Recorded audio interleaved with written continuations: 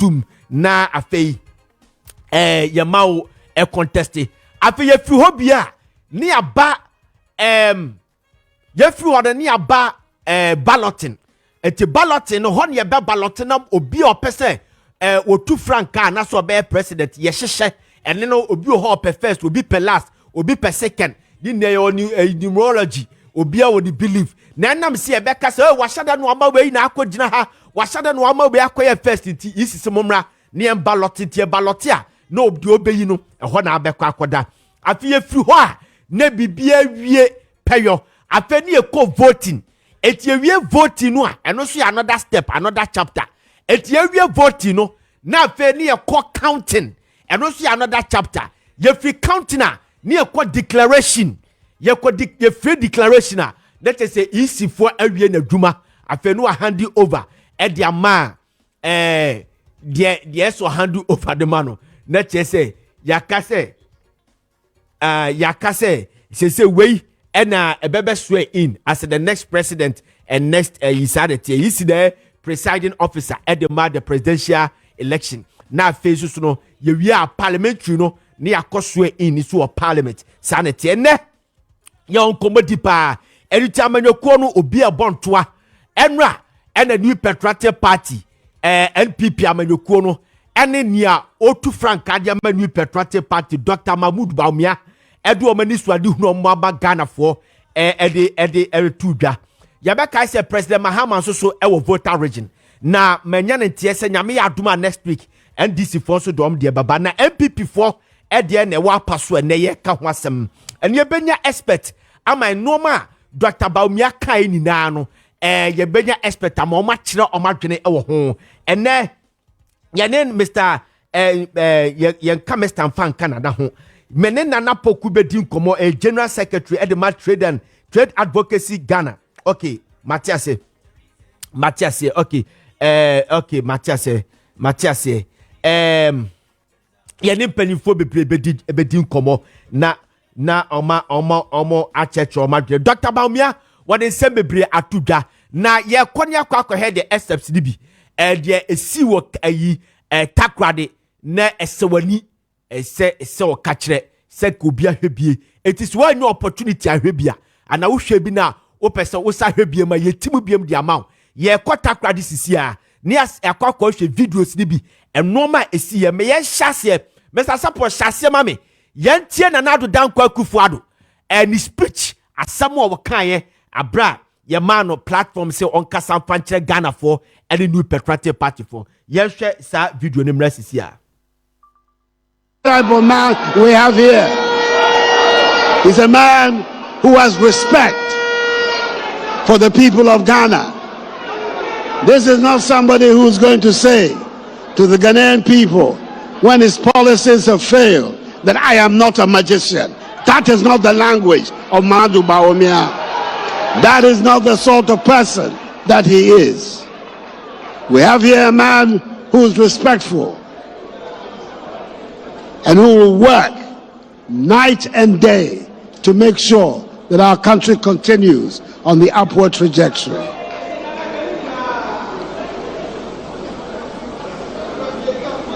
You have, in the business that we have chosen, some who blow with the wind. Memories. We don't remember their record. We remember their record. The record of failure. There have been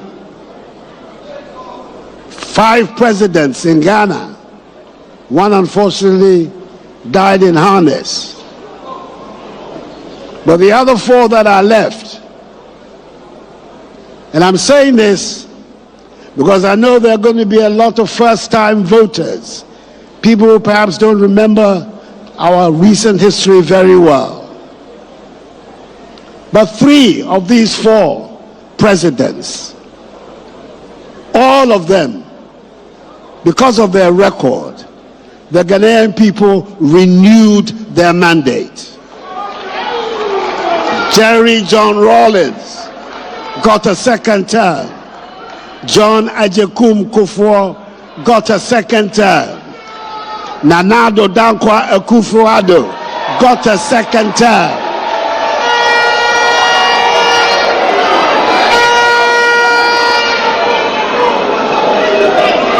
There is only one whose record did not merit a second term. And you and I know who I am talking about. Is a man who wants to come back to save his image because he believes that Ghanaians have forgotten his record. Mr. Candidate, your record has not been forgotten. We will not allow that record to be forgotten. Hey, Nana Addo Dankwa Akufo-Addo the assembly ba ma me tofa near be qualify another video. Now, or say Dr. Mahmoud Bawumia, why a respectful person, just wo buade pa.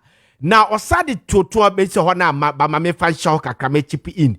Was say Dr. Mahmoud Bawumia, ye be kai say First Republic ye who president o ma ba obia ne vice e kontokwa ye nya santie ni bi ama ye na ye huru bi. Na Dr. Bawumia de wone na ankoda chesu wo buade na de obeka so onye bia wo ye. No we no say record of failure. No waka se bi de akire first time voters. Moi afe na mo ba beto aba no wo so waka kire mo se oba Ghana ye Fourth Republic no ye nya president Maakye 5 Jerry John Rawlings, J. Kofo, Jonathan Mills, ye nya president Mahama and Nana Addo Dankwa Akufo-Addo ye 5 na nyame fa de crancy baako de we free mu we timi antwa ne term no we free mu na omo maka no obia nya second term. John Ejakum Kufuor nya second term, Jerry John Rawlings nya second term, ono Nana Addo Dankwa Akufo-Addo nya second term. Na baako bi de owo mu nya second term chese record of failure chese wa mono ho modern na Ghana for koto aba editia no and say dipa no opeso asa ba biem no ordin incompetence and I say ni failure no esa ba na Nana Addo Dankwa Akufo-Addo catch the first time vote say omu ko hwem na omo reject say nipa no. Hey, me say election we say abakosem de bia meka me say this election no abakosem kese pa say we ya Ghana ni a fa hoahoa ho said ye person witness this country no ebi see that for the first time yenya two nordness battling for the presidency ebi see okay ye call takra di biem na the second video Dr. Mahmoud Bawumia na o make pledge bi about the business community na asem kese pa. I'm telling you, let us share that video. Ladies and gentlemen, I come to our tax system. To increase government tax revenue, we have to reform and refocus the Ghana Revenue Authority towards broadening the tax base. Estimates suggest revenues amounting to 13% of GDP, or some 150 billion Ghana cedis in 2023, are not collected because people are outside the tax net. Many individuals, businesses find our tax system cumbersome and confusing.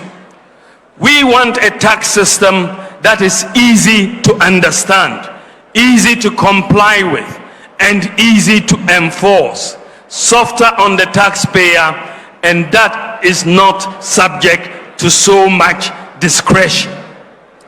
The next MPP government will introduce a very simple, citizen-friendly and business-friendly flat tax system.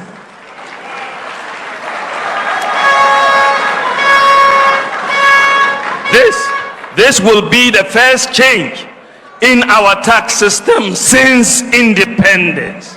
No government has thought about changing the tax system, but it is the MPP party that is saying it is time for a change in the tax system.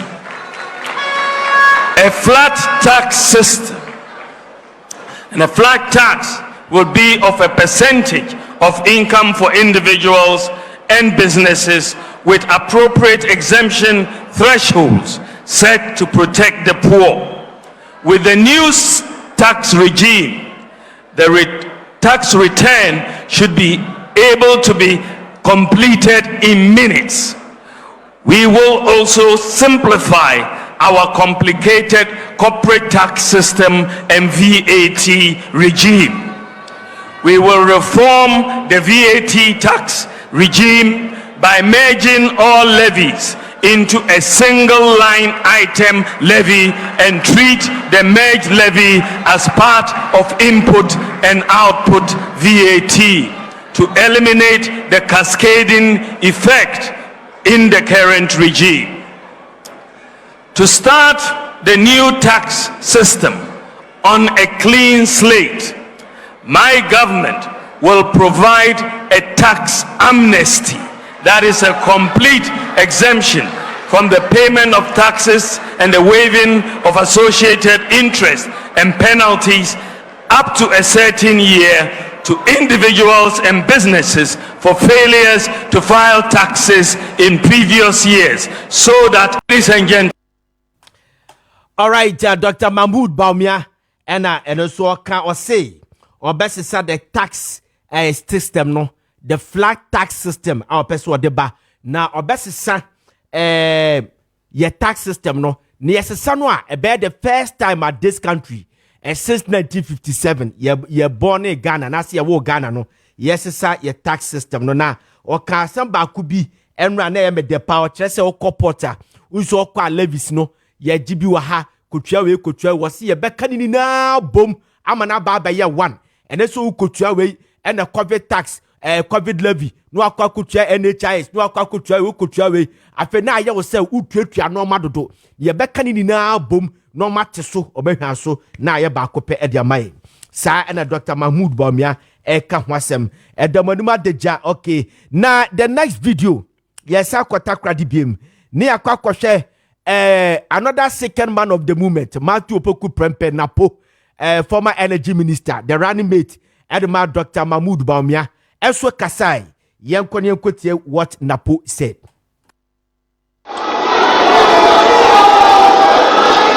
I am sure and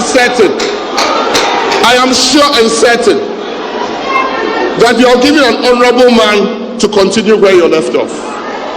No matter what the naysayers say, Mr. President, he is not corrupt. He has never been accused of corruption, and he has never been investigated for corruption, and he will never be corrupt.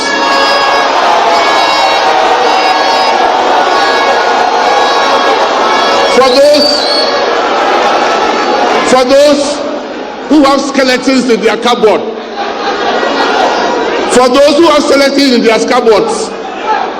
and think the election is far gone for them, Dr. Mahmoud Bawumia will win the 7th December general election and presidential election.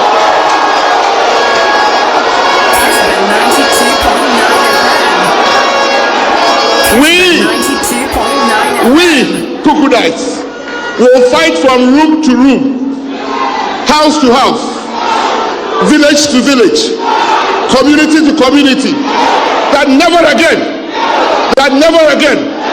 will we have doom so. Never again will there be petrol queues. Never again will money be the determinant of how much education level you can achieve. And surely the day of accountability is coming straight to some of them who have skeletons in their cupboard. I will promise that we will work and deliver a better Ghana for your legacy purposes. Thank you. That was Maakye Opoku Frimpong Napo, and also I didn't dare to Dano. No, just say, Nanado Dan Kwakufuado, we're choosing the papa se we see na emfa one de nkofo bi beka Maakye Opoku Frimpong essay. Dr. Mahmoud Bawumia onye corrupt. And onye corrupt so da. And onye bi so da. Na Mahmoud Bawumia ye investigating no da. And no Dr. Ayumbe to sure say MPP for village to village, house to house. Akwa campaign make sure say Dr. Mahmoud Bawumia will emerge winner in the next election. Sana opese ochre. Okay. Yanko ahumano so na yene Nana Poku, General Secretary Trade Advocacy Ghana. Any enkomo. Nana Mawakwaba. Hello, Nana.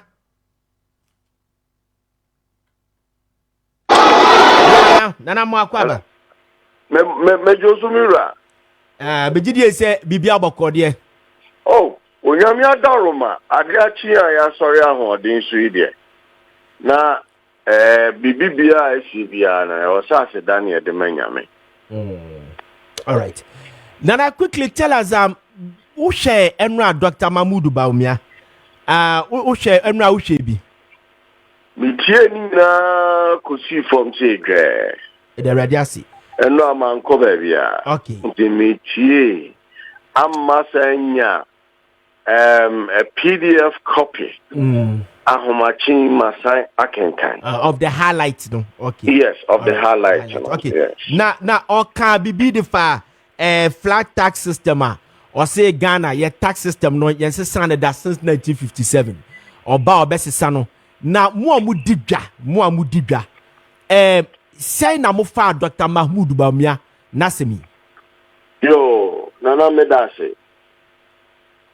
Anopei mamincha ejadifo e wo Ghana nyina. Minimie so jadini bia e won shop afa no wireless and on the phone or the tie Kessben FM. What's our live on TV? Yeah, Kessben TV, DSTV channel 364 and Go TV 121. Me da Kessben for us say o mama me ekwan e tise. Yewura Bawumia ye bedana se eba presentation dia metimi aka se ubia ni wa kruma anjo batono se ye present asem ewo brofumu ene ne kamu akonopa itimi me fa free agedifo on side tax reform eya dia agedifo ye hwehwe ne den a year income tax reform. Se opani yameya na domna otiminya ekwan no obana so betimi aye tax reform na. Pamcho the underlying word is to betimi aye dia.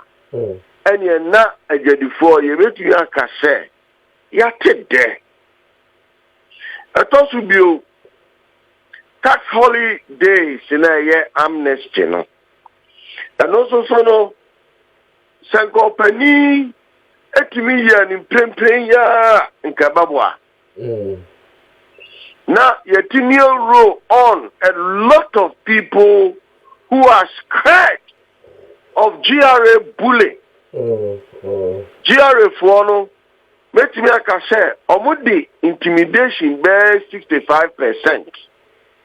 And a cow mojuma no the year juma. It is the biano and taxpayers. It's so one all because say Timabufono and tax laws and I say now omun tax law no.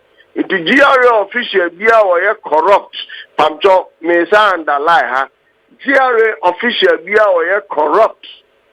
Your papa your season officers and GRA. Our corrupt, take advantage of the law. Now, or their code, the Nino on Wakunano. Now, what Ademudia at their chin bottom at their talk cards them. Now, now, Kunya said, then now, no, you know, Maua on Chiasia. Because what could be and when you saw a Japanian and two quano at Dansaniaso. I thereby say, Unipabio was as so, oh, yeah. No. It is our reforms in India. Before your G2. On what can say, and yet elaborate. Now, about for business. Now, the current administration in India, almost good business. And not the Mecca, and yet, second damn minimum Mecca. Omabe good, you baby. nti ɔsi yɛ nhunu sɛ wɔyɛ Baumia the business ya yɛgye tum na yi nyinaa nkamfu ano ɔso ɔde flat rate yeah duty system ɛbɛba ɔbɛma paperless no atimi adi mu yie because paperless no minia kwasi ko no dia kwantie o krono a officers ni bi bɔ no port no still omuguzu bɔ omuguzu bɔ sa krono no nti no paperless ɔde bae no entimi ansi posa nti no sɛ obetumi anya kwan foforo bi so a human interface na no person wo yi free ho no sɛ onya ekwan ne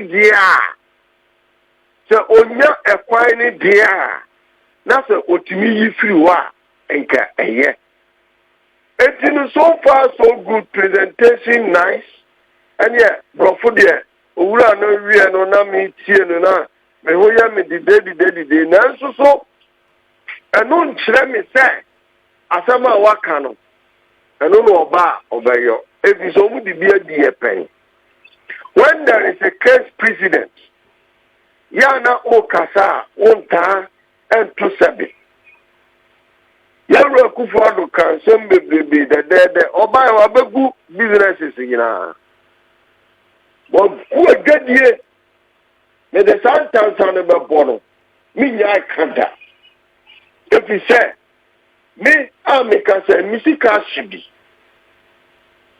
santura odwadini bia otie sika ashibi etino se opani se yame ya dum no nya kwan no oba obahwe sa ne mayi a yo se ne kasa de oka gu framam na obia tie bi nanso sabaya obaya asem ne yafo ani asem ebio ose why laboratory more disienya manifesto ni nyina na eno na ba mi ahunu dio peso ye because agadie mu no ensem bia ne efesiete efa nhyehyeye a ye di begu akwa mu a eye demorrages sika no betimi abedi Ghana by ho no eno wanka ho asem because demorrages sika nyina eko awo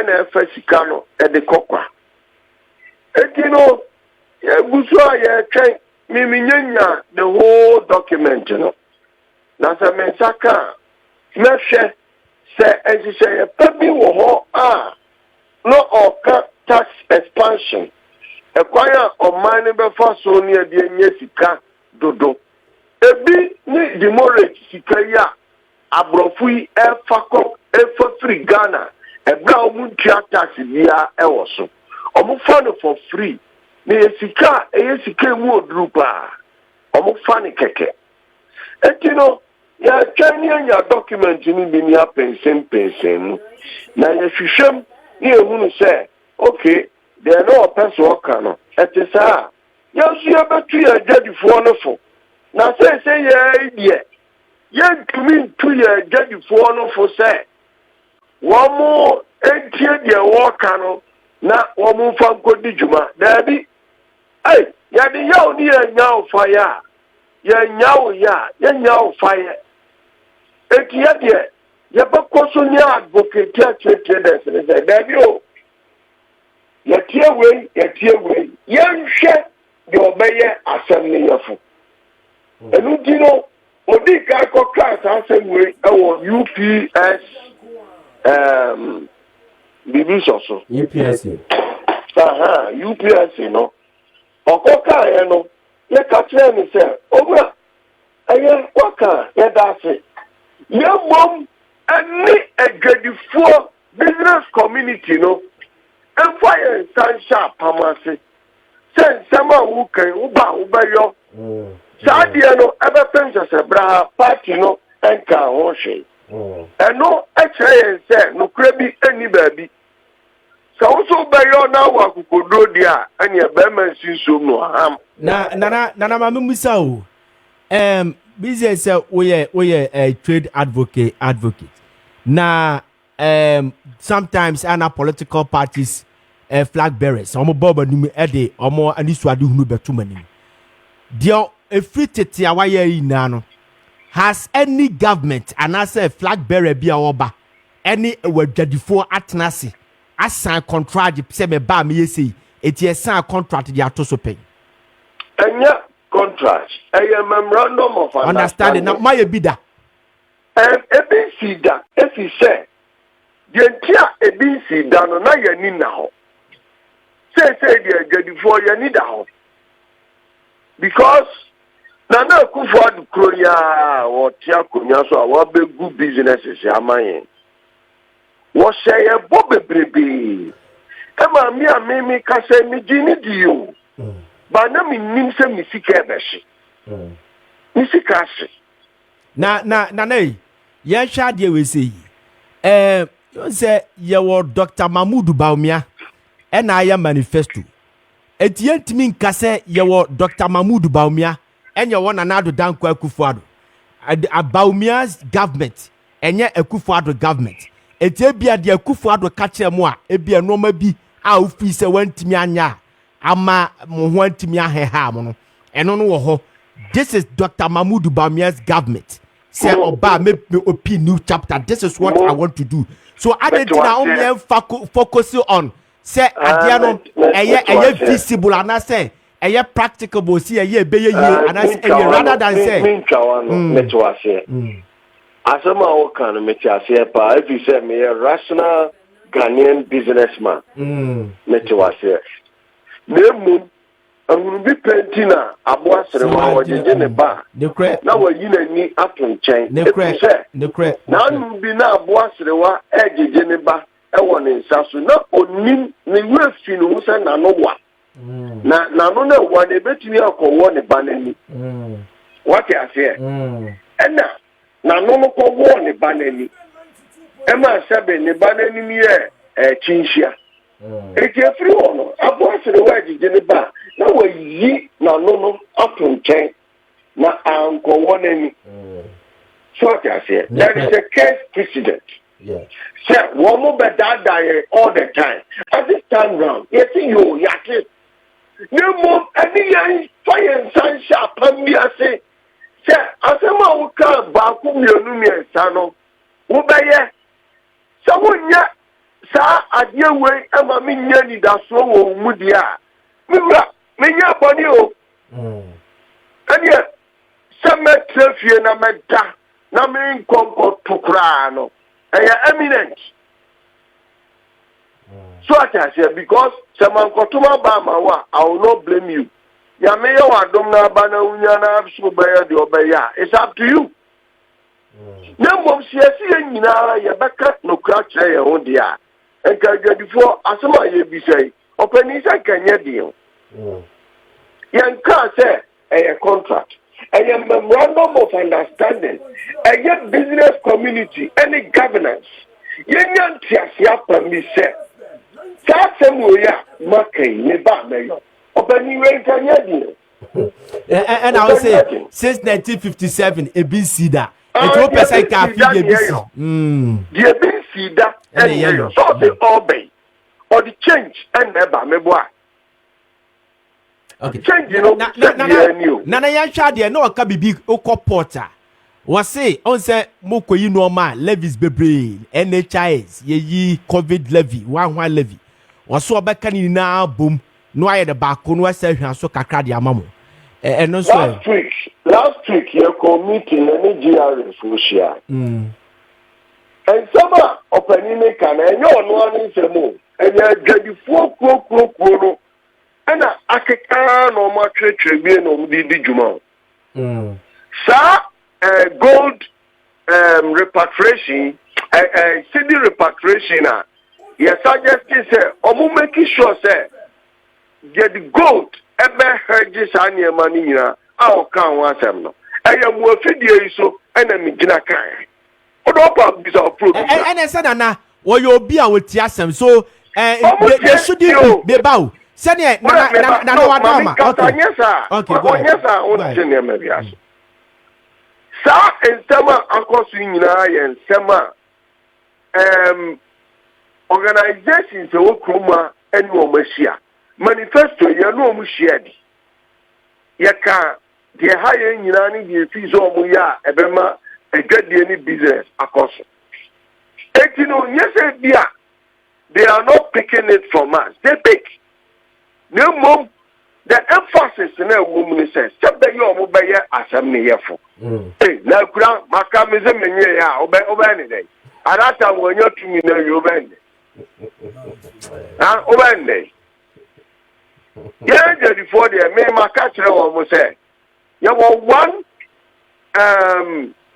want idea ya eye top notch abai bia ntimi from BTA ana abai bia ntimi nye kai ebi say uya wadwin say ubeha adwadifo a yes you wo pan bebre be fa so ebe ha what I say yen Cotton Street say a demonstration say beno why he oh that you go be out to the near to the level it what by when you be what I say now at the end of the day one say to me be what adwadifo na yen street na do approach for to social dia gun conform so ya ba hit mo pocket and on my money chase mo the credit na ya dia no si na quickly fawe ma me say amanyofo abeba manum ni na o mbaba be ka BBC no mo no mo be sign mo ba call for sa memorandum of understanding ya catch MDC for ya catch MTT for Babia abebabu atobia both two ni na ya catch re wo na yewra doma ma kwade na asema mobo se nyame bua no we ni sa election ya pressure na re be chen MPP for pressure MPP for was sustainable pressure dada edo mo control mo do mo feel ade ombetini afilia ni say omo be implement some of the things na makasa no abafom ama egum ayete no bia timi awuradum akwa diga efi say amammo ya yebu aye kan wa semi eye about microeconomy sebe ya ubetimi awuradum no to bibi a office o pe sebe ya ubetimi atwaduane ama oma ene oyere sebenya obetumi enya ka bi atatrem edi ayem o bato dem me go advance beto asenana it's not about say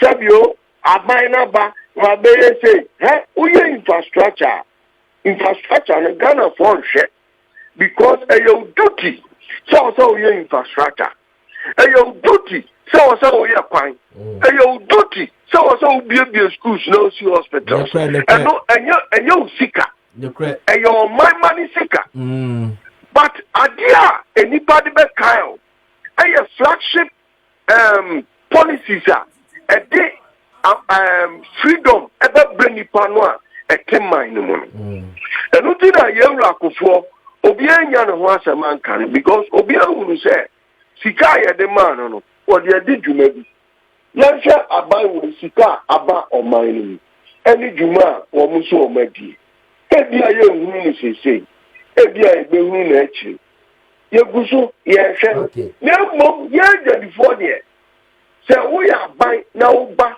na wo de adwadifo di agora wo be kofie na me da se pa na mi jamu akoma mbusi ade we se tia watew eyi na yumi say na inflation na was single digit and na ebe hit tense na ye ni na ne ho hyehye yie pa na chama inflation ko 53 point something no ni na mo mayete ase say o porter charges e o hodo so because of pressure e ba ban so aba be hia sika de aye no ma bi ni ade IMF conditionalities ne onna ka ho bi eti na ma inflation na hit 53 point something nyanyame adomara kwa de omoji oport no anomoji but inflation ni reduce a musuba dwadifo no edi enti na inflation ni reduce a most share inflation no ho emfa ma the price, the appropriate price. Na say bia ade we say na me turn 10 cedis. And then inflation no what equal 53%. Afei maba turn 20 cedis. Afei inflation na reduce about 4 point something. Adentina ya amunye sa calculation na mo ma sa de ne ko na afei de mo so mo enjoy the 53% inflation no into the 24% inflation. Yo, me that say. Openi me manye cons e school. But me entiase wo inflation, e ka inflation a e nyama bo e kosora e na e di inflation ba. Mpacha nyesa. Mbe pacha ni. Ya na ye ka kire aban bia obeba se kanokre kire Ghana for. Oh, when you are there and you are doing machinations, mo pesa mo paint picture be say or minor ababa big jina say. Now then as a powerful frame is obi akokaze. Yen tosi en trouble inflation beba 15%. You bosire mu kan. I need a factor in chain. I'm talking about the air can of myself. Mami cancer muncho. And you'll be projection. Figures na womo de babonteno. Ukrebi hey. Yes. Ghana Meba Ghana Statistical Service for figures over the say inflation are reducing no. Because how do we say inflation am I because of a government institution. It is inflation and reducing us of our practical institution. Maybe a practical institution or a static institution being controlled by government. Maybe a practical institution. Mitidom mikofa niema nanu mikoyi niema or pot.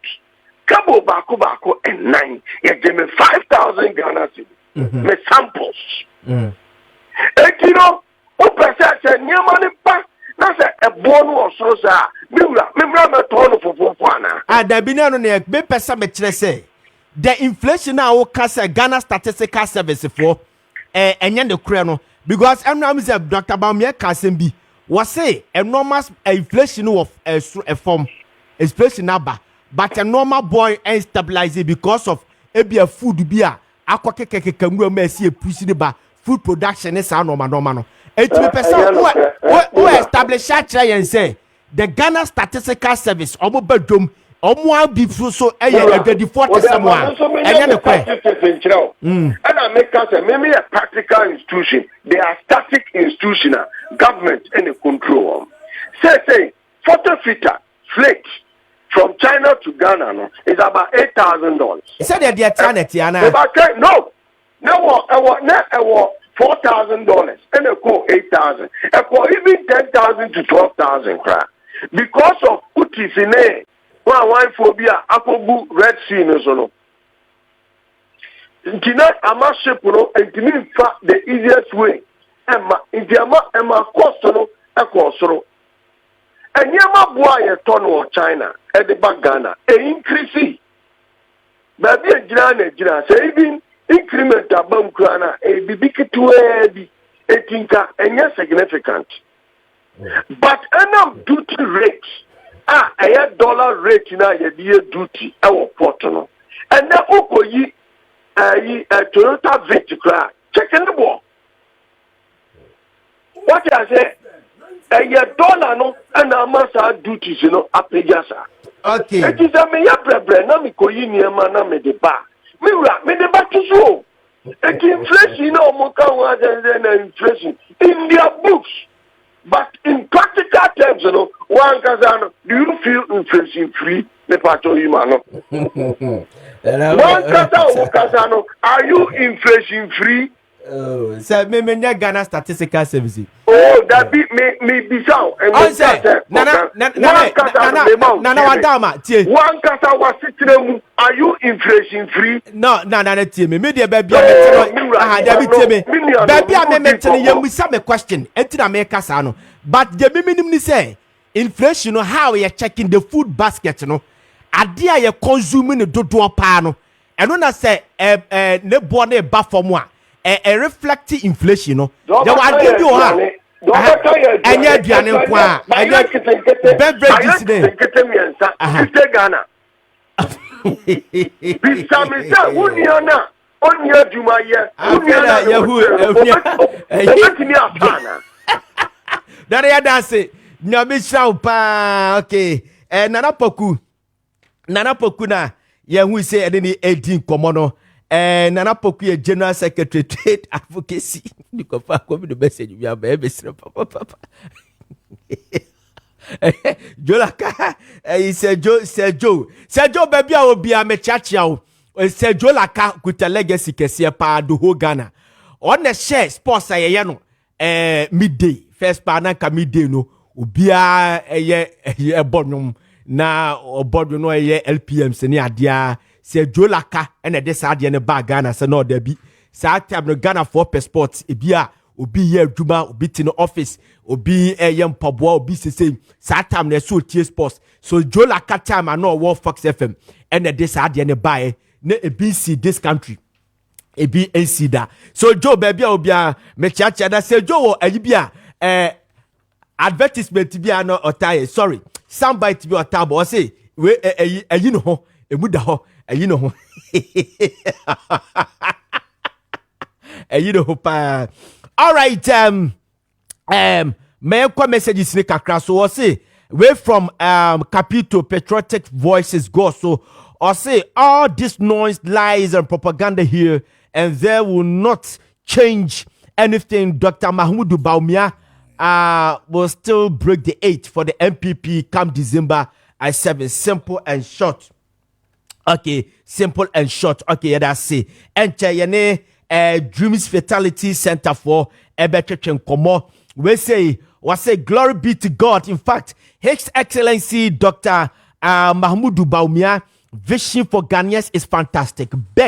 I beg Ghanaians, let's vote for Dr. Baumia to continue the good works of NPP government with his good policies.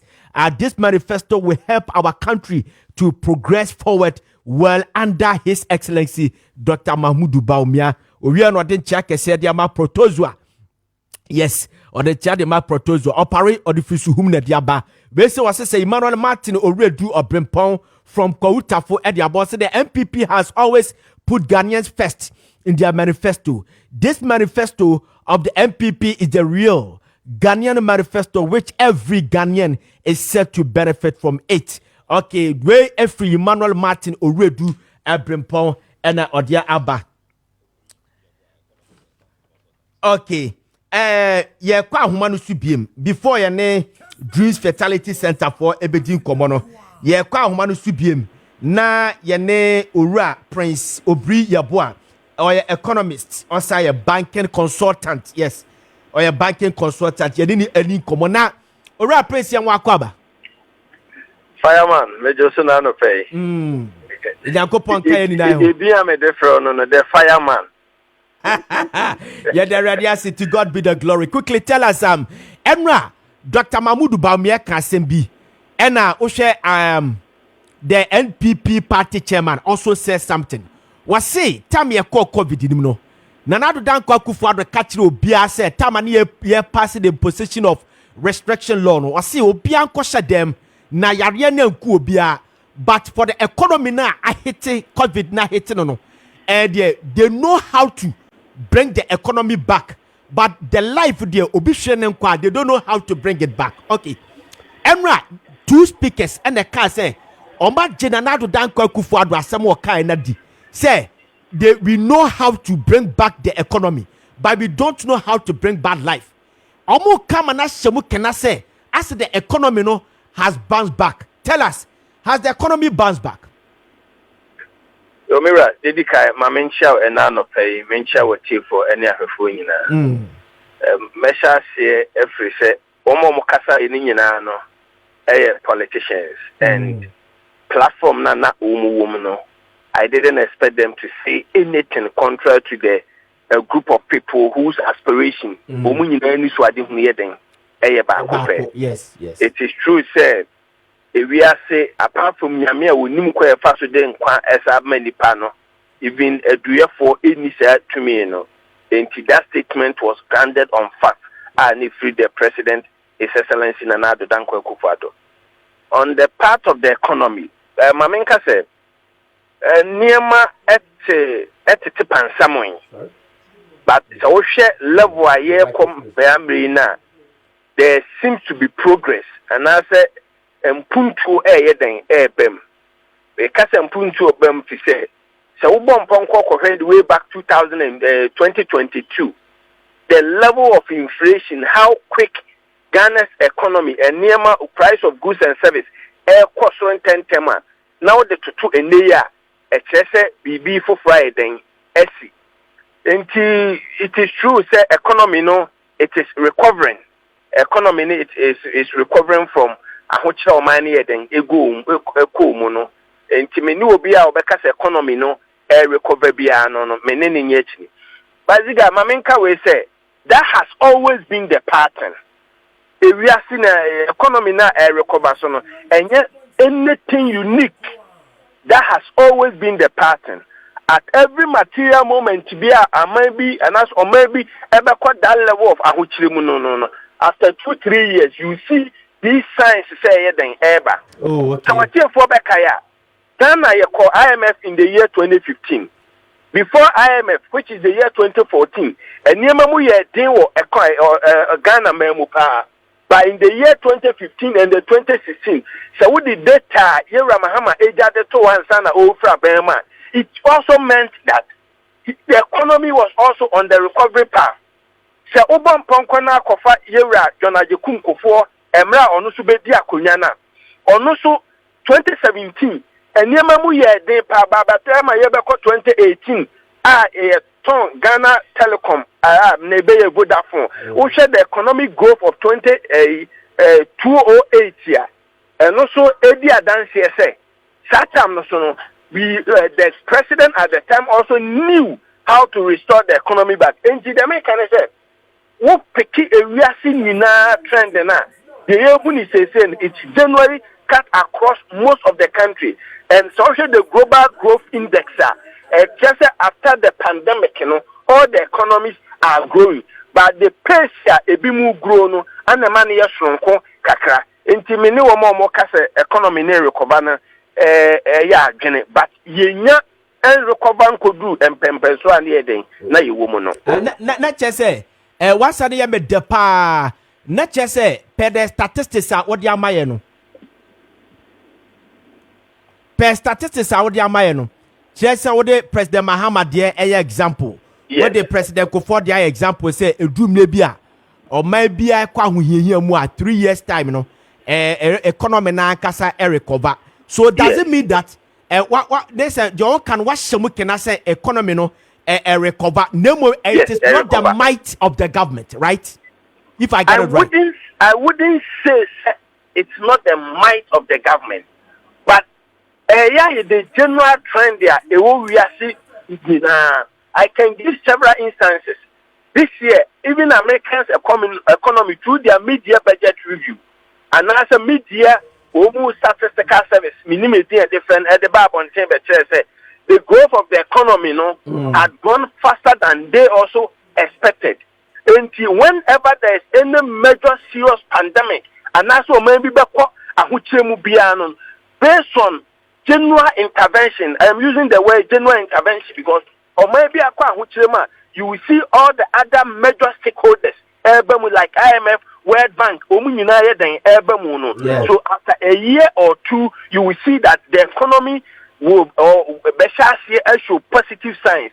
In the social Ghana there, since you say you declare IMF, also source of interventions IMF through the standard.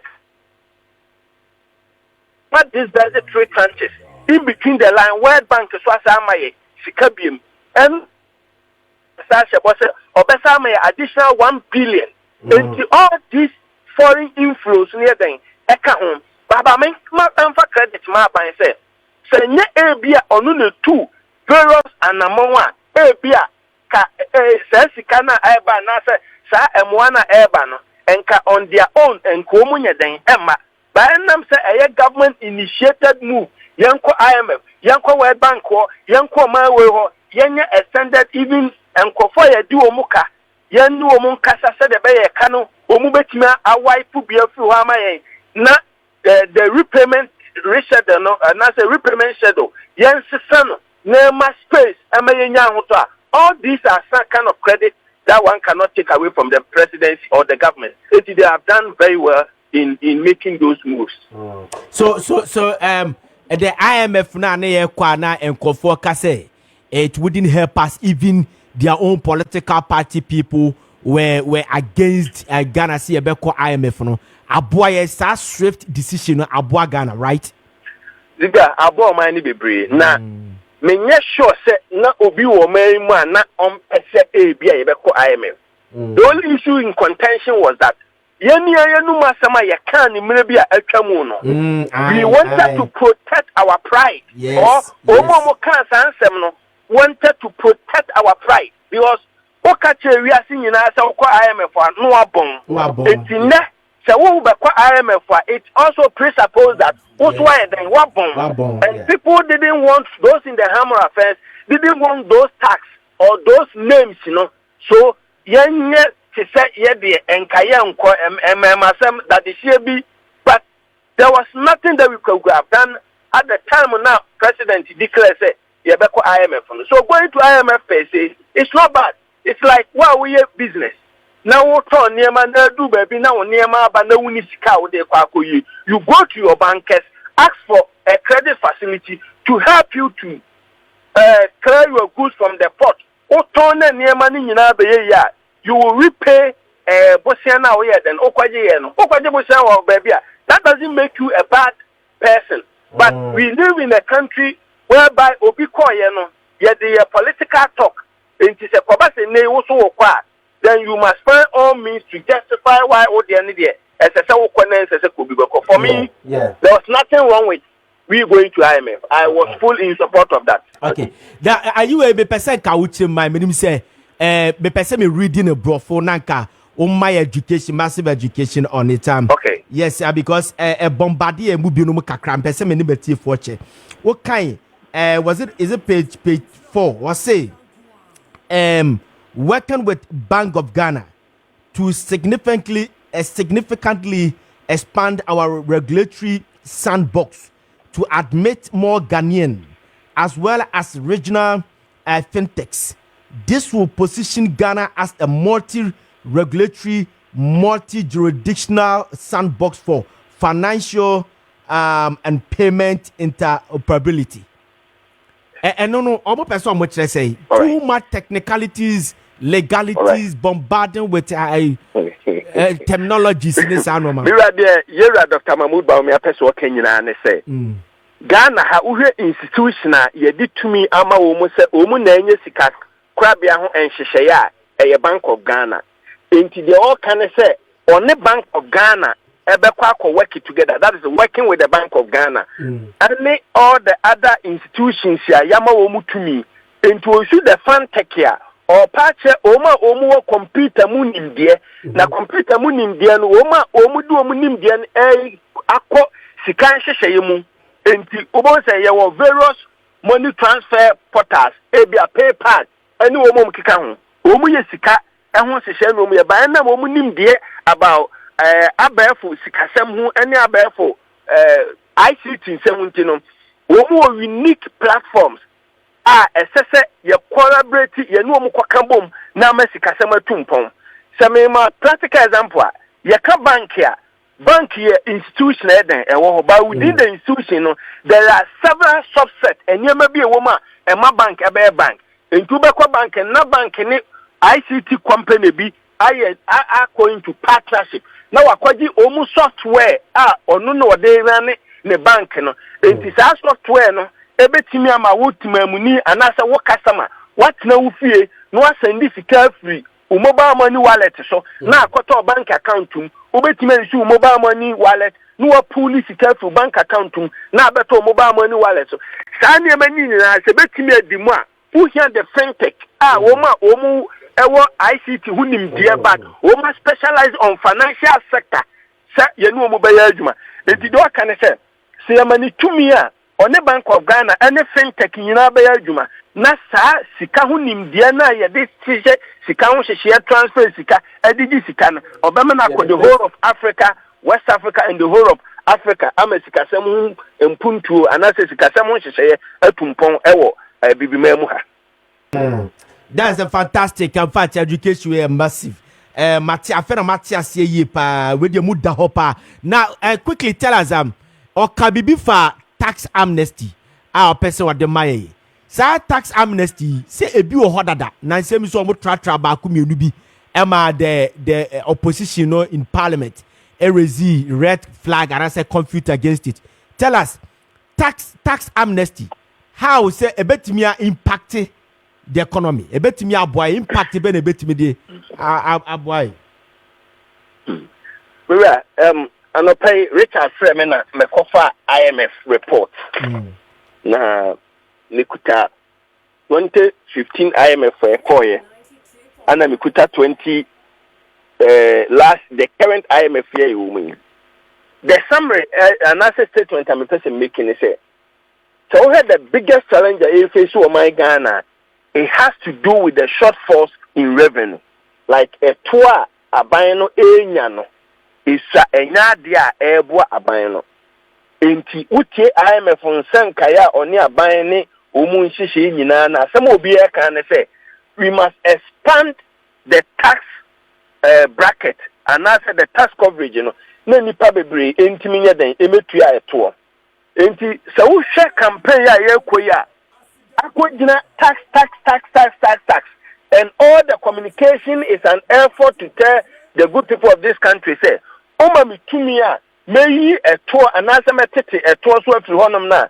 I ask myself so many critical questions because Ocean is what mudi si woman suana and ya dear say your current revenue generation ye more than double obian who bit me achieve na niswadi. I'm referring to both political parties here, Omaiden, Ababonten. So, tax amnesty, if I will address that specific idea, or should I say, a year twa, yaka amnesty, my main for will be the prison,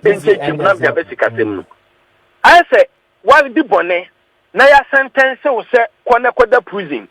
Now, baby, Abano towards this, say, Okwada prison, Ghana prison service, Timia say, Okwada munu usubaya den asesa enti ya hwa uboni na wudi na wasesa enti aban se odemu life and after 10 years ya aban emfa nchew ne yama wonya den emra abonten and no any amnesty etesa uboni awaye no and the number of years esese ka woda afiase no aban ni decide so de den or de achew ye do fa hu de den amount now yakata amnesty the opportunity say etobia esese ka wudiu a wutua ana bibi nti wuntimi nya den entia akofa sa ho chede eden ede abro no obama utumi no no obetwa sa ato ni nyina eden agu na wahyaahye foforo kora enti yeso bekwa akoete se akora foforo aya eden yawo no ondeka se de be ya ebetimi ma udwumadi a wudia na eto na wodeka na abaye abatwa ehya wo neck no ubetimi akọ no anya ahoden foforo ana sa sika nso ye de hyew no udi betim de ahye udwumadie mu ama udwumadie na eden atumpon na be kese na watima betua to foforo de eden e de ma aban no me worried about these tax scenarios and say we share your mindset as a people ordinarily we do not want to pay taxes and when you careful as soon as you make such pronouncement you give rooms to conform and say oh udi for to tax na there is suppose tax amnesty idea then mami and defaulting. The third point I want to make about personal concern about this tax issue is that MPP tax amnesty another tax waiver na politically induced decisions instead of basing on sound and the prudent economic analysis or economic reasoning most often than not it's people who can influence the political class. Then we end up giving them all these tax incentives and the tax waivers. If we should continue in this line, and not there because as a people, your orientation into me may strong enough to say, Ghana Revenue Authority, Jerry, no one making that sound decision, but it will rather come from the political class now being imposed on the GRA Ekobanisa a window of quote exit and also window of leakages been a year behind atum. So they should look at it critically and come up with a clear blueprint. Other than that, baby, I'm no a little concerns about those pronouncements. Yes. Me that's a pan, but I come a last question now. You do anwe see kwano na catch you say ni pay taxes in this country is not even up to 3 million. Aban bia ba o say ye ba be wide the tax net no se na be ya nkofo bi ese tua taxes a omuntua no betua na se ko be kai say was it omanpanyinu ko ba bia no wo ka bibifa aprosifo ne judges ne lawyers bia omuntua taxes ese do omuni na aba ene adea and a finance minister so amiatia say according to the African report say as of 2022 nipa na tua taxes in this country were 8.2% per day our so me bisa say how do we expand our tax net I bema obi nya na dwene say say adwuma maye free na nanom peso by the 50 years enye me tax da ba no onim si ye ne tax de ni ye ba beje a enkonkofa problem farmer e die sunti na free say amanyafo no mo ba de bia why the tax net but omo ba now we are still stuck in this you fair say 2.something billion nipa if you tax. Ziega, a very critical question, and I wish to say you were now you decode into the subject matter fully. Say, I be pursuing we're expanding a tax network now. Question is, say, what are the areas are buying taxi? Any the areas are buying to me and taxi. Say, you should have say, I want to expand there. You better also have brofona, you then expand it. The biggest challenge has to do with the informal sector. Yes. Informal sector, and my regulated them. Me, baby, I mean, no more juma. Answer near the market, Abama, cry now by the cat in the day, then. Every say, make juma for and take tuana. Dear bar, Obama juma run on Iden, etia. Enti abaye enhye e de ama adwuma wura ne se esese otua eto e de yeden e de mame. Can we ask or can we do the same at the private sector? Se wo various sites here development e koso pa na we have people who do 24/7 work then masons, artisans, steam benders, mention them. These are enkrofo a yetua omu nyina aka on the tabletop. So how do the government get tax out of this? Obi beka bibia mama Ginedia. I want to hear practical steps. How obedi abe address various challenges. And I said, areas na when to no. Say ultimately ede some measures na ba. And I said even if he calls out to a round table discussion, obi enim dia on family, we can come and contribute towards that cause. But for now, dear, Jebeka Brofun, I want to expand the tax network. The truth of the matter is that the current setup of the economy, no, this are buying area Jumadin and now say go beyond the comfort zone. If I may give a specific, a man says will be CFC one. Next say, a buying a bar, next will be chef bois. There should be a ways and means a bit of value. Then yet, Busa will say, a diner will see one. Omo mo ya adwuma wo ho no eto say na anase withholding taxes na we then o ya wo ho. If you are not able to provide those documents now based on the analysis or the evaluation report to the expert the government must make you to pay these taxes. Say it will be very difficult for the Abanu to achieve its target. But the risk a woman say as soon as a baby cries, oh yes, I near my way, no, the public will cry, a baby very unpopular. And the reason why most often a baby about Bekasabi, but in terms of implementation, now they do later. So Ziega, we have a long way to go as a people. Now Mijidi said they will call for broader consultation among all the various groups, especially the informal sector, near to me developing mechanism. Thank you very much, Mr. Prince Obri Yabua. na mesrɛ kana ka me catch ne say mesrɛ na me person ka oye me or lecture me kakra no ko lecture free na ko oni misika de bia na ka me ko classes onim de papa onim de papa. All right, Sabrede, ye Dreams Fertility Clinic for Babidin Komo, Toboase, as I see a copa pum, dear Babetwaso, and Cobebia, ye pesi a pum, ya pum yet dene, you understand? Money show no el cosinano, near the shame de mammo, send your bear, ye benya fue, etianya abna a Japan, ma or a Japan. Abla Japan, okay, all right. Abraham to say, yeah, me adum now say. Nyakopada Roma Biaba call Dreams Fertility Clinic. What did you now read? Me buy them to say o kase and we use terminologies, being legalities, technicalities. That you for it here. Politicians, you know. On best on Bobadua. I say you papa UK. When anana or tea makolano. All right. It's Dreams Fertility Clinic.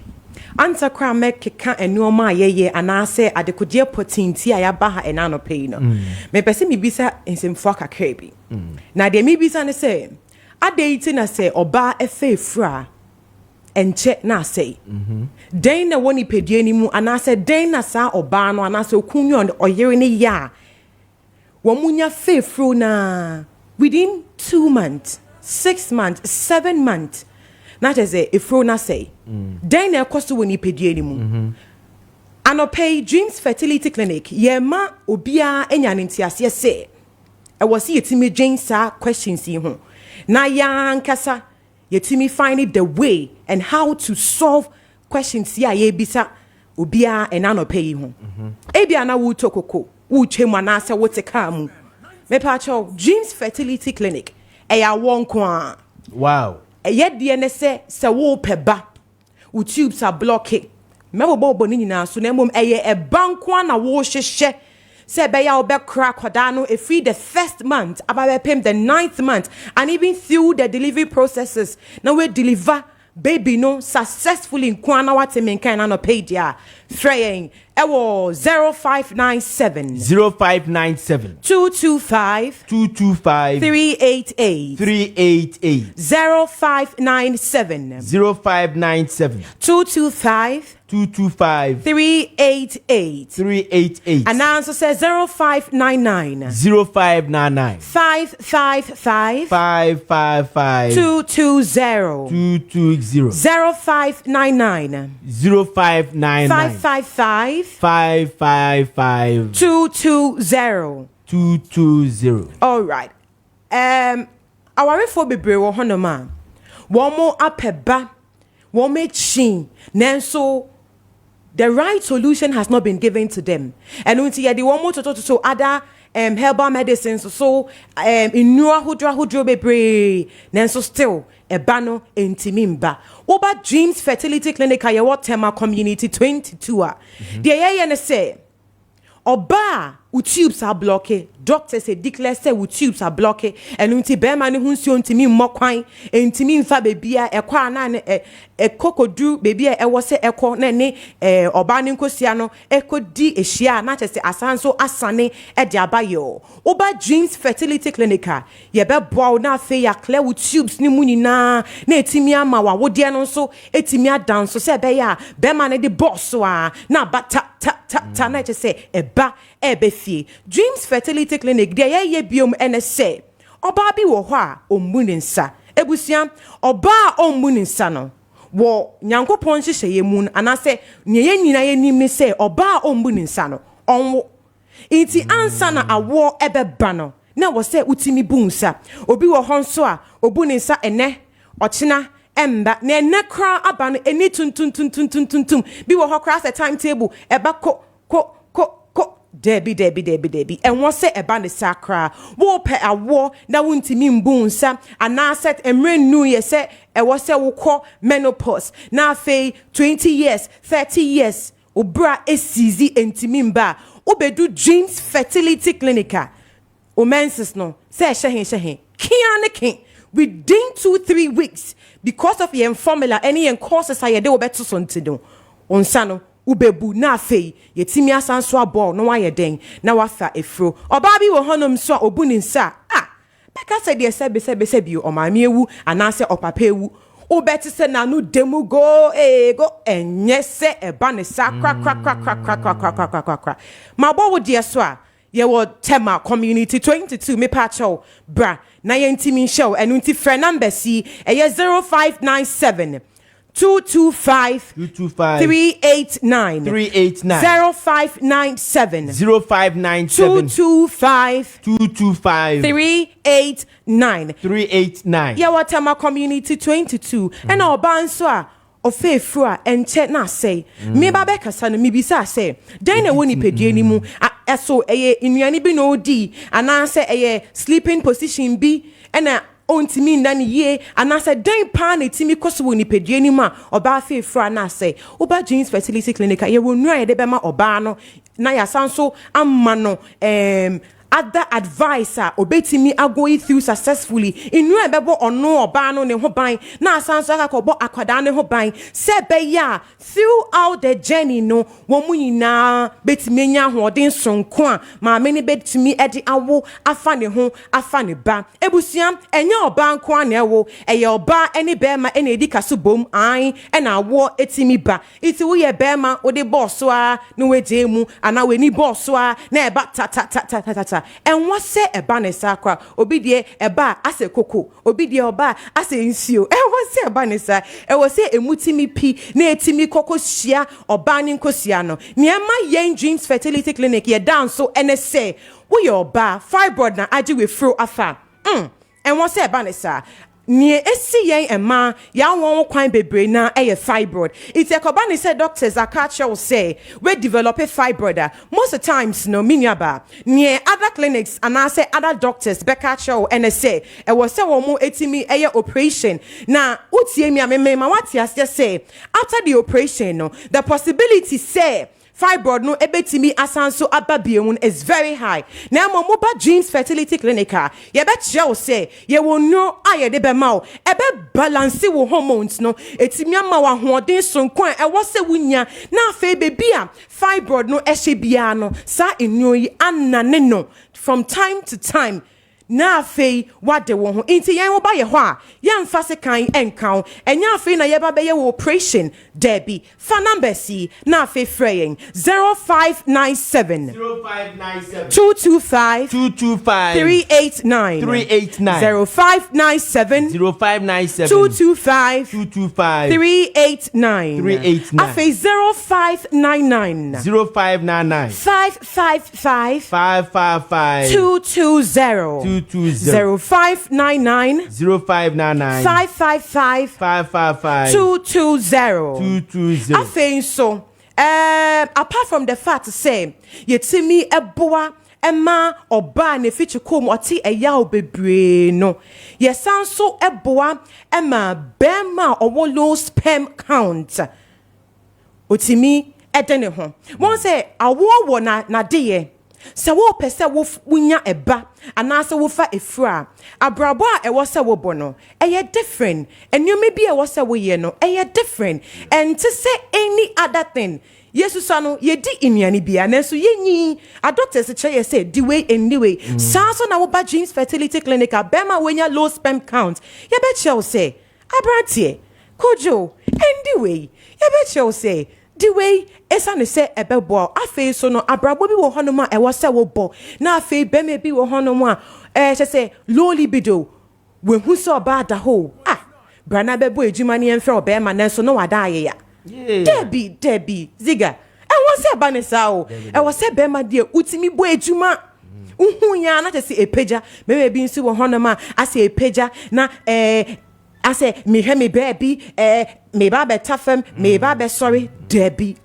Oba James Fertility Clinic ebusia yɛbɛhwɛ na yɛaboa. We are the only leading fertility clinic. Yɛwɔ the only solution yɛbɛtumi ɛde aboa. Yɛwɔ Tema Community 25. Sɛdeɛ medi kankan ubedu Community 22. Sorry, Community 22 na ofa number si na sɛ o fry. Yɛbɛma further directions. Obi bebisa sɛ adana abena make sɛ braye ho ebusua ye nura yɛde bɛma wo nyinaa no ɛnyɛ Ghanaian herbal medicine anase Ghanaian herbal products there be ye no nyinaa every UK and New Zealand ɛyɛ abrɔfo ebibi nura wɔn ason so kama akadie bia enimu ɛnu nti frɛ number yi ɛyɛ 0599 555 220 0599 555 220 and also say 0597 225 389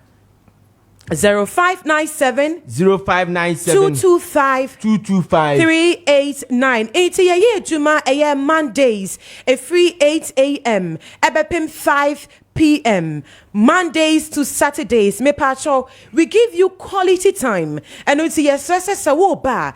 The kind free ni ancha will say okunyo yue mumbra this particular day. Na fe yetimi enya time ede ama obi wo hoko bedu ate se ni depression no e was so high saying ni se wa peba ye nyamre ede ma munina. Eti wo peba doctor say declare say wo tubes are blocked when your fibroid we ye be mountain mbo ejuma say de tie ansa no ban so etimi awa me pacho last number na me de to join no enunti bobo na frɛ yen sesia me pacho 0597 225 388 0597 225 389 last number 0599 555 220 and nasi am I am for awo encha wo all right Brian Chain na yembo Dreams Fertility Clinic for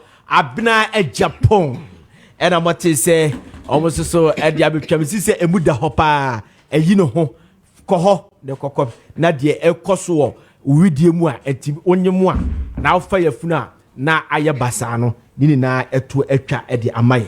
All right, still on Dr. Mahmoud Baumia manifesto na niswadi hunu a award ma this country enra omokoda na dino yabobo su bia na ehefa na yekwesese yi Yane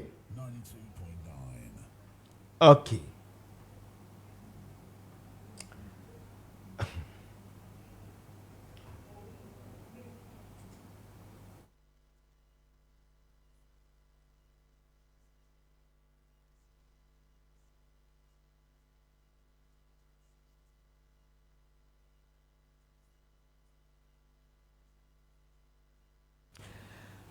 Okay, we are back. Mopanche. All right, name of Mr. David Ofori Echampon, educationist, eba bedin komo, or say a labor consultant. Yes, your name bedin komo, Efa Enra, Dr. Mahmoud Baumia, Asamo Kayanom. Offer memoir chain and another pay. Major Ziega. Nabibiabo Cordier. Oh, Nyamia Dumia, sorry. But did you say Emra Ushe be basso, but quickly, Claire say, Mammy, Emra now Dr. Baumia say all tertiary institution applicants are to buy just one tertiary application form. No, to say, I dare be a year because a beer meme or pesame quaha, Ubisu peso quaha yedina quacoto, a dear Bako. Ziega Danke, yeah, but university for the because more. No, this university no be attorney form. You just attorney there. Or when you pay fees, we hear the party about 3,000. Normal term funds be about 100,000. Like as I internally generated funds. Aye. Aha, and the honor universities no wouldn't be very much happy when we honor. But so they honor they ban say almost ye. Na say you see one tertiary form yato we are chiche maybe when a form are buying toy and hypothetically you'll be about 100,000 for we never for the woman 5,000. We the woman say. Now we na obit me pia almost cannot dia koma wo dia. Then I think say a bit makakra. But initially, that would be the challenge with some of the investors. That I said, you can be here. There's question I'm a person Bisano. Beverly say be a University of Ghana for you. I feel a person ton forms be 1,000. You better the part which says so no crank and so talk. Here University for see a better 1,002, we see a better 20 kbia. A bind ton in area. No beer shares no Nike ascended your man. Send a buyer na I internal generated fund no omodia you don't pay some way. Na say abaye sade no na say osache sika no ba omo a ene na che so omo aso ton ya na nkeye na edienti na fi say abaye pese oye sade we si ebia won say Ziega won say yan fan say me my school investors no doors me pese me de me shebre be share invest ba ko pensa because ebia wo mo entry point no ebia na ma fall short of that enti ni ma to Lagos ma to Tech ma to Cape Coast na mato to me resource ni na pete ho dide be bia na che say ma lose out dide ma photo forms sa no na we say no the way they are going to do it me nyehu details no the way they are going to do mo yen in such a way say bia into man na school na comment trans no so say this there which is why na say anya here na the form no akọ school ha that kind of you know but omo na omo hihye e bia omo wo how they will implement it. But another challenge kakra maybe I'm okay, so Emra, you unya time share bi etb and I say we go through some of the highlights for the education sector no. Yeah, my own highlights. Okay, so tell us your general impression. Well, before I the speaker friend say what were my expectations, and I'm managing to say policy way, you know, I'm implementing MPP4 policy, and a policy that don't work so. And I want to me implement policy be 100% smooth.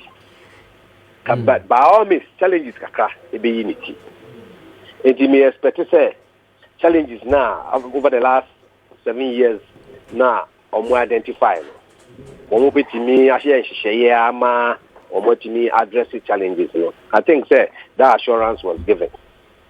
Mesaka say infrastructure there. So far as the population is there, the numbers now eco school will continue to grow. And you know, mama yen chat na and fire to build say in Koran bedo so na school systems no infrastructure no so we should try and improve the infrastructure as population grows. And statistically, they won't call our secondary or primary school or call DHS or call SHS. She said, yet me, you should data no, it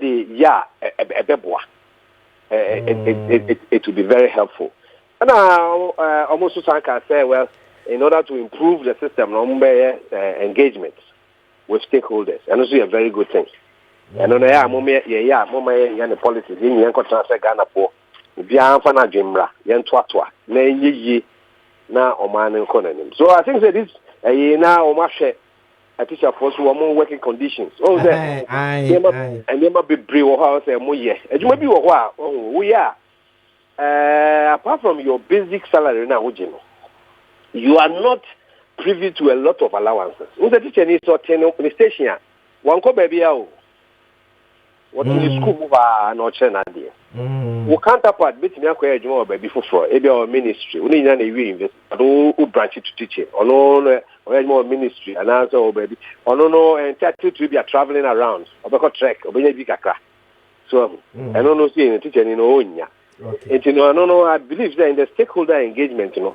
I was say about me share. Na ye share how even though a teacher for ejuma na stationary you know.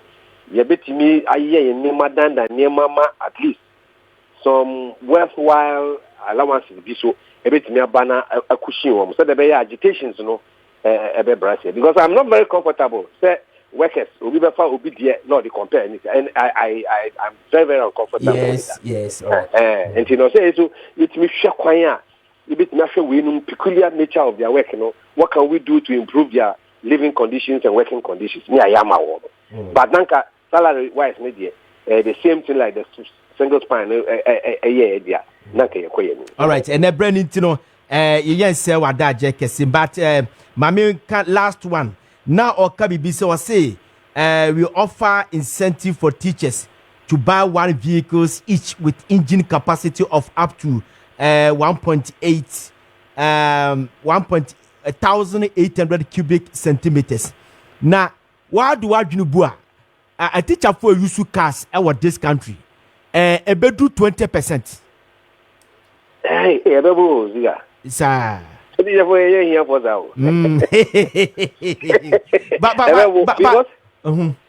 Because o share ku ana bi die ni mu na to say ya. Ye wo teachers fund ye ma loans ma teacher for.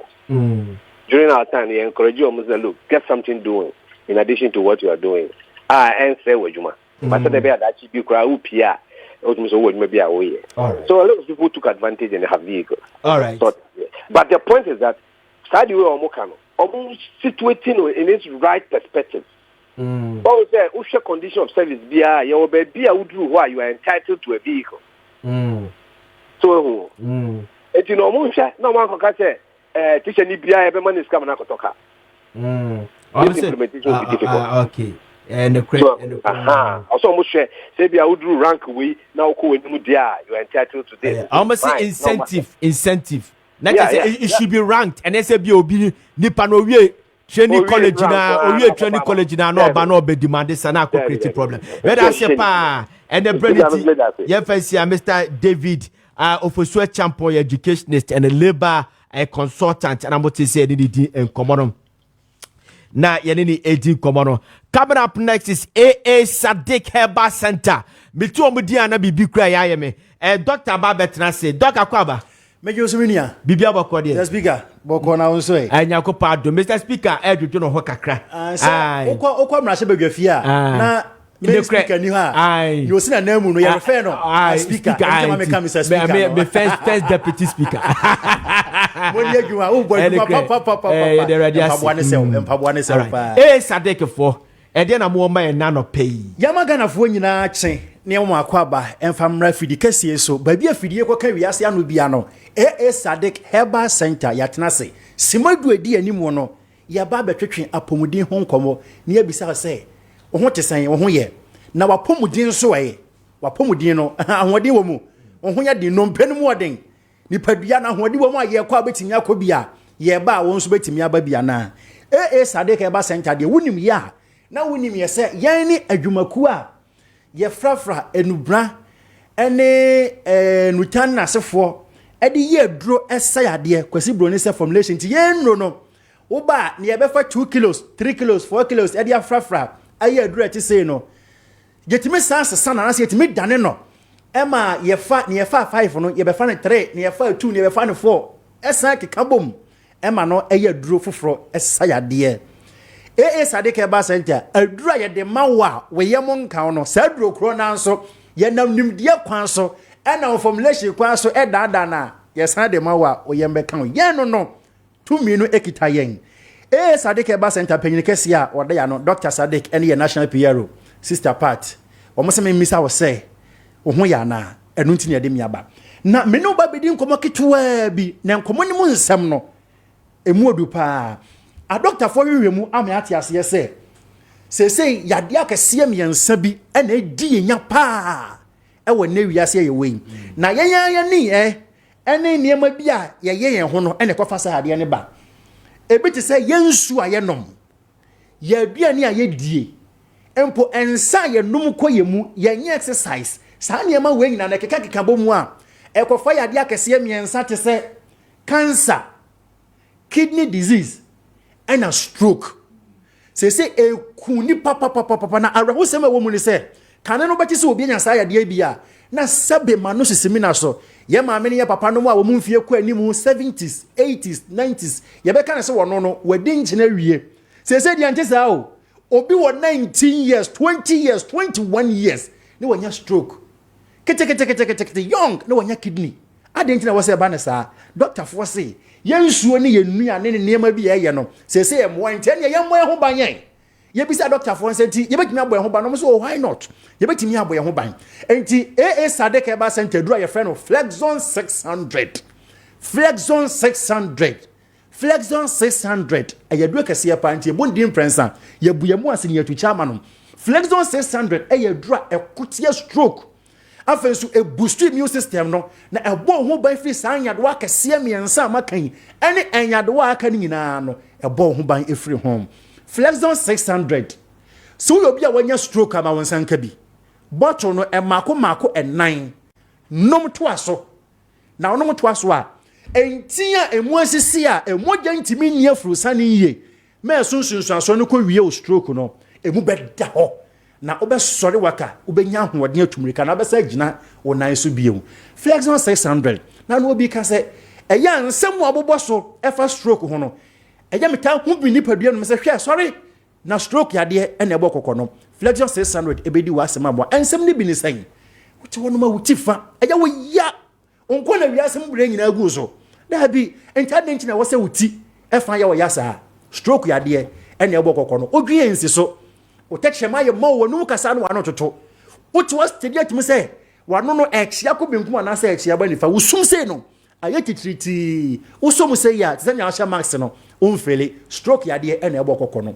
afei ufa etimi ye odududu una mana wo kwa afasa kola ketu adade ye hye ne botomu no stroke yade ebo kokɔ ufa ebe djojo no eti bon ho ban efri saade no ma sanka Flexon 600 utra se cha na wona ase atatai enye sane nyankopon ye nhyehyeye no onipa de nka betima filifia trans ye de ha otambia opebia na so de utra se cha kakra bi pe na wona ase ahyase atatai a e chew se ntini masisi mogya ntimi ne afro sane enti stroke ebo kokɔ obi na ase timi hye no te sane ya soja agune na ase no onam no okwane ne mpabu ayi ne nan ye si fam kra no onfele na ne ono no fele si ya soja agune na ase nkra de otimi ka se obi na ato na duro obi anto waduro ma wansanka Flexon 600 na yo stroke yade na ebo kokɔ no saa ne nyina se kire ne se enti na wo se muda ho ma mogya ne mframa di mu afusane yie e ma wo dwie si so mogya papa kwa adwe ni mu mframa papa efa nipadua ni mu no enkonti no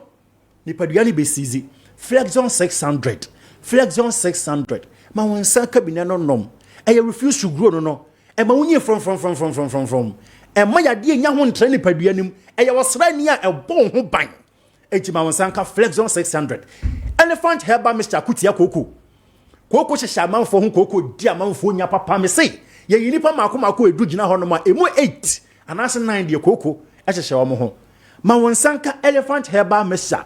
na elephant herbal Mr. no se wono no mu a koko biere hinta nipadua mu no ebeyi na di ye wo koko ba ko afa na hemorrhoid sebe manu simina so efifi wo ye kokɔbo mu ti abibi abekɔ jana bia so no na apai edi moja ne nam enti sebe wo yo be ma hutimi bu nsasa na meka no enam se koko no ena ha wonti no na esese no ahyehya amanfo so many years yama o transport be so na ne toafo sanse ensuo sebe ena egu no me pa twa ade na wo so masa wo ha we ba wo so wa bra elephant herbal mixture wo ho ya sanse sa elephant herbal mixture yi mu aye no sadek powder enti na adwuma elephant herbal mixture ye no eno na sadek herbal powder so yenua no mama no ne eno mo hye se yenye no powder ema wo na eyenkonya se wo mo akoko asisi om ni padua ni obi wo no bo se ade black bi esisi nanim koko a wo se ye koko pa no metro challenge ama no wo ma ne nsanka sadek powder ni bi onfa bi nwu ade so na onfa nso kakra bi emfra won pa sa wanfa sa duro no mfa ntare ba bi akoko ni won fa ade nkekere so in few hours time one sunday no one hard ye se koko na tua ho no se e wo ho no mu a ye dwuma se konya enti mesra wo pa ma wonsa enka elephant herbal mixture and sadek powder Ziega and sadek powder be wow pa enti mesra e ma koko ni unya entra ma koko enyu ni padua moso na koko sabe eyade a eye hu papa ugina ohwe ade a unhu ne ye okonanim na waba nachi na nisu twa no rainbow na nisu ane cloud koko na eya wosa no obi wo no ma wotimi kwan ne minimu ku koko etete wo mesrewo elephant herbal mixture and sadek powder mawonsa enkabi afa yadro ba kwa ye friend elephant ointment 30 years and over near yeah elephant ointment na elephant ointment ne de me ka ho asem wa kire wa wo mo asasabro agye mo nipa dua boso air condition yatimu anu edin pa untimi ntsem 2 minutes ade ya asasabro be ka ne ho enso yatitim ade ntia yenya elephant ointment ne bi ne de srasra e ma yapom ye de na asasabro de rheumatism no entimi nyi nipa dua boso mesrew Maunsanka elephant ointment. Ya ma meni ya papa no mu a wo mo na ekokomu anaso mo kotodwemu ahu no. Se wo ma wonsa eka bia fastra so pa de chechire so enya mene pa hoden ebebam. Wonya kwansia udompe hu aka. Emre bia twam kwansia na sunsunsun so aba na Maunsanka elephant ointment. Wa bobo ama onan hwan. Ye nuanom mo bobo ne ade no.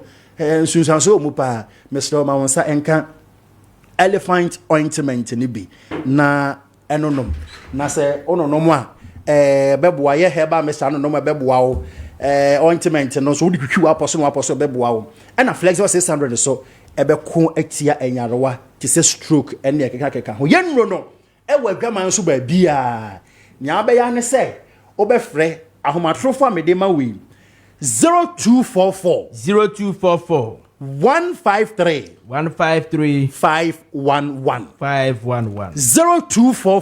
0244 153 511 and that's 0557 99 77 97 0557 99 77 97 all right yenu anoma wo mo kumase ene ne mpotemu nyina no modi mani extra mama beki wono a mo benya wi afi so Lincoln Pharmacy aguna suaduro Lincoln Pharmacy aguna suaduro modi wani kire hono mu a enam enu papa ewo gama so to say elephant herbal mixture Flexo 600 Sadiq powder and the ointment intino say yes yade be dwane enti afa to ho say adwoda bia no sabre ye hia wa ha na ye no emmo wapomuden nkomo all right doc ye da CP nyakopo ehira pa Sadiq Herbal Center Mr. Doc de okasa 30 seconds et said you wakasa ayi et said you wakasa you okasa 30 seconds et said you wakasa be say 3 hours ye da se pa all right so yeguso na messages ni bebre aba maybe the free water tell na yako your next item I say hello good morning sir you are really doing a wonderful work for Ghana. My name is Paulo from Northeast. MPP always talk about one dam now on person say one dam na wasam na kwesi say appear junior diaba was Ziega there yay ana Embra Isaac also the MPP na diaba Nana Kofi Jan also the diaba also Dr. Baumia is our next president one name Kukua also anka this different thing or also anka the same thing or say Dr. Mahmoud Baumia will be the next president or hey Enra the executive prostate and herbal center for Abakayensa Doc Akwaba. Yeah. Bifilupa. I like your branding. See, I am maybe artist. Me do my pardon. Okay. It is me your cellular. Upie pe he cellular susunupe. Me who say you na oba. We too much. Akwaba. Yeah, me da say yeah. Nene executive prostate and herbal center. I didn't know my. Okay, actually executive prostate and herbal center na kan na manfo ni me as Ghana Herb Therapeutics. The Ghana Herb Therapeutics are one of the major products that manfo de be share so Ghana Balm. Enti ejumeko e de Ghana Balm e ba ye no. Say ejumeko na de executive prostate and herbal center enaba. So which means same company is now having a clinic. And I say Ayaresabia, apart from the fact say a year in row papa to say Ghana Bam, the young kwa and what she deep it bam. Yet timidi etu or yaw I say a year in Robert to say prostate joy. More prostate yare and I say June somo how and I say June somo yare etu me efa. Essentially and Robert say Ghana man caps to say Boma moja edi afro asanye na emma mbeme enya ahwade strong kono and I say crypto 400 malaria draw. For the first time, yaya the capsules were abako semono the same company and the executive prostate and herbal center but the ninty about the say I send your man for Eddie Kahunu acquire yenro ebo ejuma send a yendro annual shit na annual nam na ebo man for A2 or moyar arsenal no bisa say omo person munya ayresabia na say mama ayresabia omo betimi aba hwehwe omo ni pedwemu nti no they were not just interested say omo ko over the counter and so omo ko just into the pharmacist so omo ko to edro sisi na omo person munya bebia omo betimi aba hwehwe omo ni pedwe no ani omo moje no na omo hu senia omo betimi asa omo yare akaden afa enu nti na ma etimi bi executive prostate and herbal center na obi hwehwe ekiri akwan a yewo Legon Madina UPS ekwan so a UPS ekwan no so a hwane wo ekwan na ekọ upa UPS ho o kọ ARS roundabout a straight road don't turn to the left or the right, just go straight before the ARS roundabout. You're on the left side, you're from Bonsu and that's a Pilma Hotel Junction at Executive Prostate and Herbal Center. Ewo na the kind phone number we answer na matwa so 0244 72 7028 0244 72 70 28 and that's a 0244 75 43 80 0244 75 43 80. Yeah edumedi ahodo pi wo ho yesa ero ahodo pi wo ho because munim say ye ka enru a Ghana ha de ye ka dwumekwa e wo nduro a eye ahabandura nemo yafa abefo kwan so aye no ama any abrofudro kra edin se no yen penny etime sade no because all our products are unique in the sense that yen yam ahaban envengu capsule mo and yen no indro because unredro na wo se na hoden dodo na ebesa and wo yam ahaban no keken so capsule na so why capsule wonya edro na hoden dodo a wo hia de fa therapeutic dose no wonya no dodo enti yen ye fa science abefo kwan so atwi ahaban na emunsuo eni emu ahoden na dia yendro nyina ntino yendro nyina no ye serious scientific extractions, yeah, multi-herbal extract. Now, what we are doing is say, you treat how do we say cancers, and you say breast cancer, say cervical cancer, say prostate cancer, say prostate enlargement, say prostatitis, say diabetes, a secret yare, aya kwan credibi obisono, ye be hypertension, moja brusona, say high blood pressure obi or BP add down so for so many years yet not to abrofudro so na abrofudro so ya chance say want to me enjoy obenoma kopem so be free at for any that's what ensign executive prostate and herbal center typhoid ye tu asie malaria ye tu asie ulcers ye tu asie ye catch them say fibroids ni nyina no ye clear at the emma no a woman sem infertility and as a fertility related issues say oba afa say obema a wo pa yo oba wo pa wo wuntumi enya mesrew any that's what ensign executive process and herbal center ye buy ede emamo na enne yare ba kwa met to me boss na ma cheche mu a kire Ghana for yedi mu akotene yare a ye friend prostate enlargement, prostate cancer and as a prostatitis sa yare ahodo miensa we yare bia eta etete embema pa na de kudinti ayanka sanso yede ye ho ato ye ho se anas yede ye ho ato se sa yare ye be boa mbema ama omitime tu ase ne se be me bia nyame bo wo no odi sa gland and as a sa organ na friend prostate no or the can it automatically bema wu nyia na wo prostate no so eden eye kese sa prostate no ena boama bema sebe se oni oba ehia wo nsuo na eba no eno so wo nnuane nro e wo nyema eye a ede fra wo nsuo ni into wo sperm na eba no e wo se enya nnuane nro bi e wo se enya nsuo bi a sperm ne betimi eden edware wom na wetimi afro akohia nkosua sa prostate gland e ade edimu akotene pa inti eye nyama wo do bit say PSA prostate specific antigen any citric acid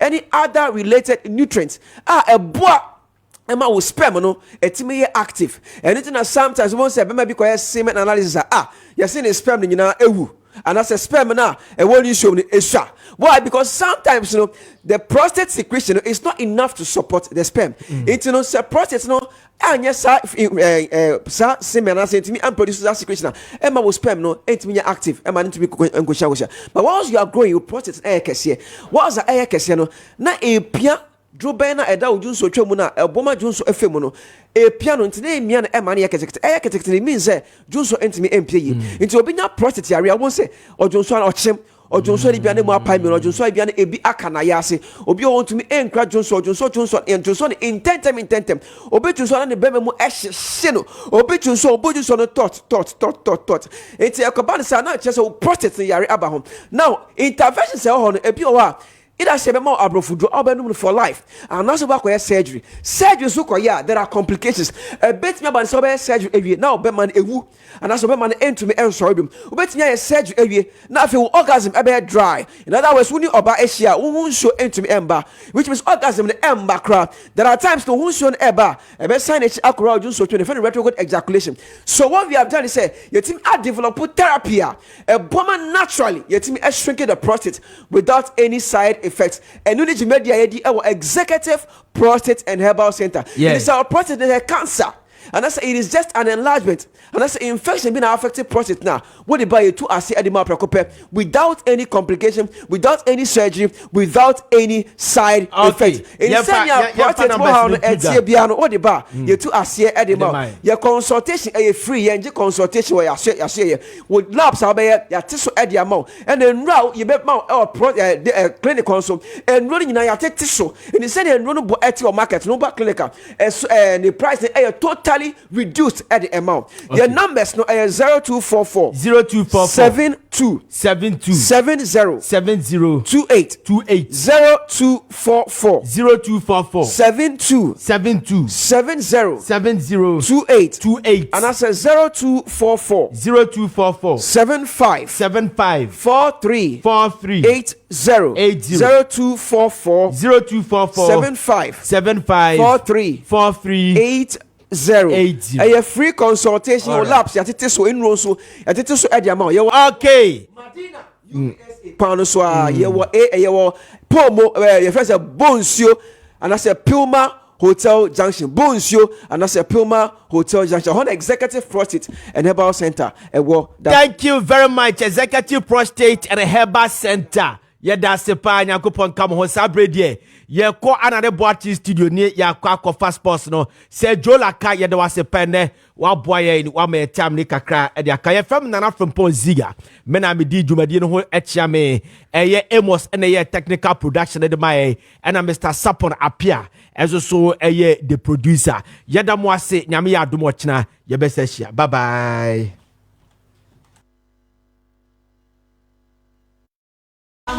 Obia na nyonko yesu wansuwa ne yirasio obia woni dwuma odidi bo a oman wokwo na ni kosi na fro wa yuku ni chechere ne ma obia na ni koso ni ja obrechi ni kukodu fo eja wo mu ankuni maba aguna na wiri kwa ba akasa